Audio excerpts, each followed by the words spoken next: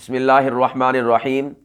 عزیزان گرامی قدر، آج کی اس نشست میں ہم خطابت کی تعریف کریں گے تاکہ ہم خطابت کی تعریف کو سننے کے بعد، جاننے کے بعد، پہچاننے کے بعد یہ سمجھ سکیں کہ خطابت ہوتی کیا ہے، خطابت کس چیز کا نام ہے۔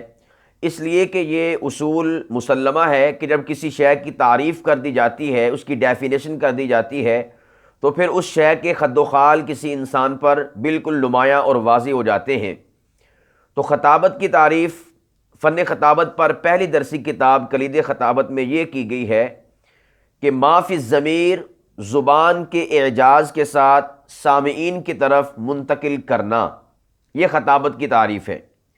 یہ 4 چیزوں پر مشتمل ہے۔ اس تعریف کا ایک ایک حصہ، ایک ایک پارٹ میں آپ کے سامنے وضاحت کے ساتھ بیان کروں گا۔ نمبر 1، سب سے پہلے جس چیز کو ذکر کیا گیا وہ ہے ما فی الضمیر، یعنی جو کچھ آپ کے ضمیر میں ہے، آپ کے سینے میں ہے، آپ کے دل دماغ میں ہے، اس کو یہاں پر تعریف کے ابتدا میں رکھا گیا ہے۔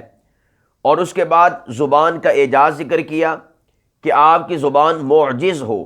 معجز کا مطلب کیا ہے؟ فصیح و بلیغ ہو، جو کہ خطابت کے حوالے سے ایک خطیب کی زبان کو ہونا چاہیے۔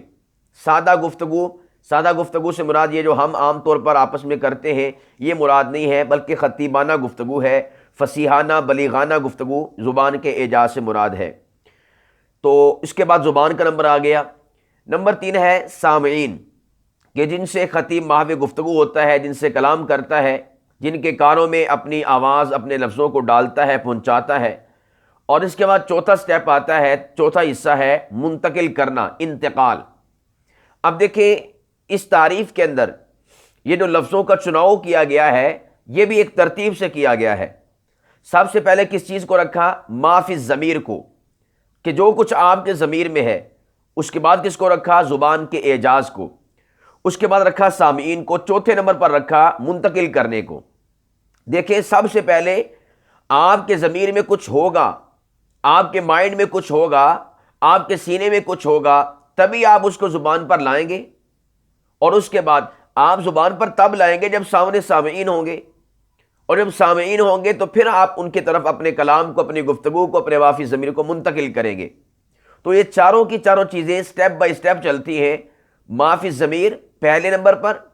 ما فی الضمیر میں کیا آئے گا؟ آپ کا مطالعہ، آپ کا مشاہدہ، آپ کا مسامعہ، آپ کا مکالمہ، جو آپ کا علم ہے وہ سارا کا سارا ما فی الضمیر میں آئے گا۔ آپ کے دلائل ما فی الضمیر میں آئیں گے، آپ کے واقعات ما فی الضمیر میں آئیں گے، آپ کے اشعار ما فی الضمیر میں آئیں گے، آیات ما فی الضمیر میں آئیں گی، احادیث ما فی الضمیر میں آئیں گی۔ گویا کہ جو کچھ آپ نے بیان کرنا ہے وہ سارا کا سارا ما فی الضمیر کے تحت آتا ہے۔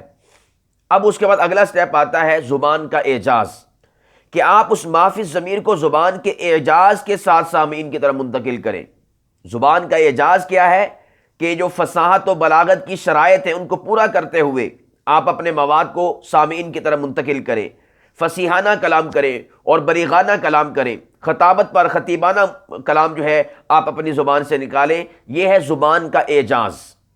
ایک عام گفتگو ہے، اس میں اس چیز کا پاس و لحاظ نہیں رکھا جاتا، اور ایک خطیب کی گفتگو ہے کہ جب وہ خطابت کی دنیا میں آتا ہے، اسٹیج پر آتا ہے، ایک اس کی عام گفتگو ہوتی ہے، ایک اس کی اسٹیج کی گفتگو ہوتی ہے، ممبر و محراب کی گفتگو ہوتی ہے۔ دونوں گفتگوؤں کے درمیان جو ہے زمین آسمان کا فرق ہوتا ہے۔ یہ جو فرق ہے اسی چیز کا نام ہے زبان کا اعجاز۔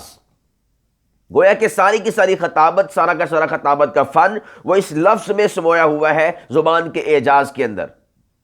اور اس کے بعد نمبر آتا ہے سامعین کا۔ آپ کے پاس زبان کا اعجاز بھی ہے، آپ کے پاس ما فی الضمیر بھی ہے۔ اب اس کے بعد اس ما فی الضمیر کو معجز زبان کے ساتھ آپ نے، ظاہر سی بات ہے، آپ نے دیواروں سے گفتگو تو نہیں کرنی، آپ نے کسی اور بے جان چیز سے گفتگو تو نہیں کرنی، آپ نے تو زندہ انسانوں سے گفتگو کرنی ہے۔ تو تیسرا سٹیپ آتا ہے سامعین کا۔ اب آپ کے سامنے سامعین بھی تشریف فرما ہے۔ جب آپ کے پاس ما فی الضمیر بھی ہے، زبان کا اعجاز بھی ہے، سامعین بھی ہیں، تو اب آپ خود بتائیے کہ اب کس چیز کی ضرورت ہے؟ اب ضرورت اس امر کی ہے کہ آپ اپنے ما فی الضمیر کو زبان کے اعجاز کے ساتھ سامعین کی طرف منتقل کر دیں، ان کے کانوں تک پہنچا دیں۔ تو چوتھا سٹیپ کیا ہے؟ انتقال، منتقل کرنا اپنے لفظوں کو، اپنے جملوں کو، اپنے ما فی الضمیر کو، اپنے مطالعے کو، اپنے دلائل کو، اپنے نظریے کو، اپنی سوچ کو، اپنے زاویے کو، اپنے نقطہ نگاہ کو۔ تو پھر سے اس تعریف کی میں دہرائی دیتا ہوں تاکہ آپ کے سامنے جو خطابت کے خط و خال ہیں وہ بالکل واضح ہو جائے کہ اس تعریف کے اندر 4 چیزوں کو بیان کیا گیا ہے۔ نمبر 1، ما فی الضمیر، جو کچھ آپ کے ضمیر میں ہے، زبان کے اعجاز کے ساتھ سامعین کے طرف منتقل کرنا۔ جب یہ 4 چیزیں پائی جائیں گی تو گویا کہ آپ خطابت کر رہے ہیں، گویا کہ آپ خطابت کر رہے ہیں۔ تو یہ ہے فن خطابت کی تعریف۔ اب اس تعریف کے تناظر کے اندر خطابت کی راہیں، خطابت کا دائرہ کار جو ہے وہ متعین ہوگا۔ تو خطابت کی تعریف کو ذہن نشین کر کے اس کے بعد آپ فن سیکھیں، اس کے بعد آپ فن کے اوپر عمل کریں اور فن کو پھیلائیں، فن کے مطابق آپ اپنی گفتگو کریں، تو انشاءاللہ العزیز آپ کی گفتگو وہ آپ کے لیے اور سامعین کے لیے جو ہے فائدہ مند اور سود مند ثابت ہوگی۔